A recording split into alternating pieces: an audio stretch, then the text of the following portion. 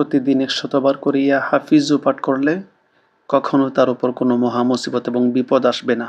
সবসময় সে নিরাপদে থাকবে যদি প্রতিদিন পাঠ করতে পারে। রূপার আংটিতে খোদাই করে শুক্রবার দিন জুমার নামাজের পরে কেউ যদি আল মালিকু এই নামটি দিয়া রূপার আংটি তৈরি করে, ঠিক এই আংটিটা তৈরি করে পাক পবিত্র অবস্থায় ডান হাতে যদি সে আংটি ব্যবহার করে, তাহলে তার সমস্ত দুশমন দুর্বল হয়ে সবাই সম্মান করতে শুরু করবে, তার কোনো দুশমন থাকবে না। সে যেখানে যাবে সেখানকার মানুষই তাকে সম্মান করতে শুরু করবে। এবং এই আংটি যদি আমার কাছ থেকে নিতে চান নিয়ম অনুযায়ী, তাহলে আপনার অলরেডি হোয়াটসঅ্যাপ এবং ইমোতে নক দেবেন এবং যোগাযোগ করবেন। ইয়া কাবিরু প্রতিদিন 40 বার করে পাঠ করলে দিন দিন আপনার প্রমোশন হতে থাকবে চাকরিতে, এবং আশেপাশের সবাই আপনাকে ভালোবাসতে শুরু করবে এবং কেউ আপনার সাথে দুশমনি করবে না ইনশাল্লাহ।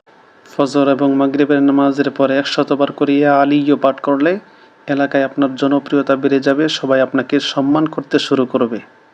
প্রতিদিন ইয়া আলিয়্য পাঠ করলে আপনার শরীর দুর্বল থাকলে আপনার শরীরটাও শক্তিশালী হয়ে যাবে। হিরজুল আমাল কিতাবের মধ্যে আছে, আপনি যদি প্রতিদিন 110 বার করে ইয়া আলিয়্য আল্লাহ পাকের এই নামটা পাঠ করেন, অতি দ্রুত আপনি ধন সম্পদশালী হয়ে যাবেন। ফজরের নামাজের পরে এবং মাগরিবের নামাজের পরে 41 বার করে ইয়া শাকুরও পাঠ করলে বিপদ আপদ দূর হয়ে যাবে। কোনো গরিব মানুষ, গরিব লোক যারা অতি দরিদ্র মানুষ, টাকা পয়সার অনেক অভাব, ঋণে জর্জরিত, তারা যদি প্রতিদিন 21 বার করে ইয়া শাকুরু আল্লাহ পাকের এই নামটা পাঠ করে, অতি দ্রুত সেই ব্যক্তি ধনী হয়ে যাবে এবং সমস্ত অভাব অনটন তার দূর হয়ে যাবে।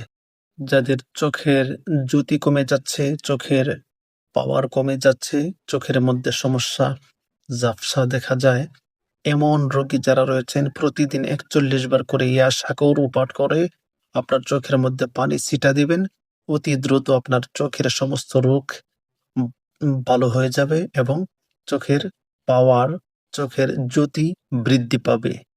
ইয়া আজিমু হাবরু মাবরু মেশক জাফরান রোশনি কালি দিয়ে ওয়ার্ক আবিদের মধ্যে মঙ্গলবার দিন ফজরের নামাজের আগে আপনি লেখে যদি সাথে রাখেন, সমস্ত মানুষ আপনাকে ভালোবাসতে শুরু করবে, আপনার কোনো দুশমন থাকবে না।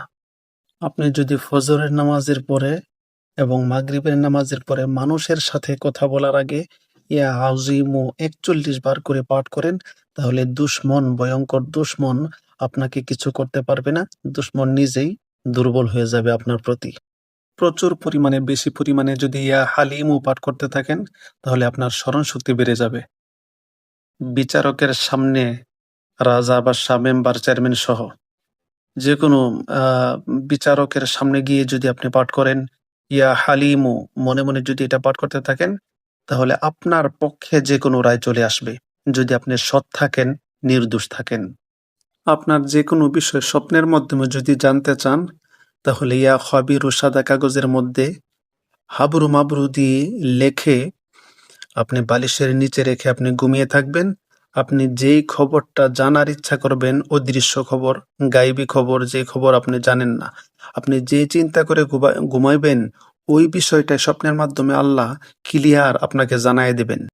আসমানে যখন আতরাত তারকা উঠে, আতরাত তারকা ওঠার সময়, ঠিক সেই সময় যদি কেউ ইয়া খবিরু এই দোয়াটা এই হাবরু মাবরু দিয়ে কাগজের মধ্যে লেখে, সাদা কাগজের মধ্যে লেখে, মঙ্গলবার দিন সাদা কাগজের মধ্যে লিখে নিচের বালিশের নিচে রেখে ঘুমায়, তাহলে অদৃশ্য সে যেই খবর জানার ইচ্ছা করবে, সেই খবরের কথা, মানে সেই উদ্দেশ্যের কথা চিন্তা করে করে ঘুমিয়ে পড়বে বালিশের নিচে এই কাগজটা রেখে, সে স্বপ্নের মাধ্যমে সমস্ত খবর জানতে পারবে।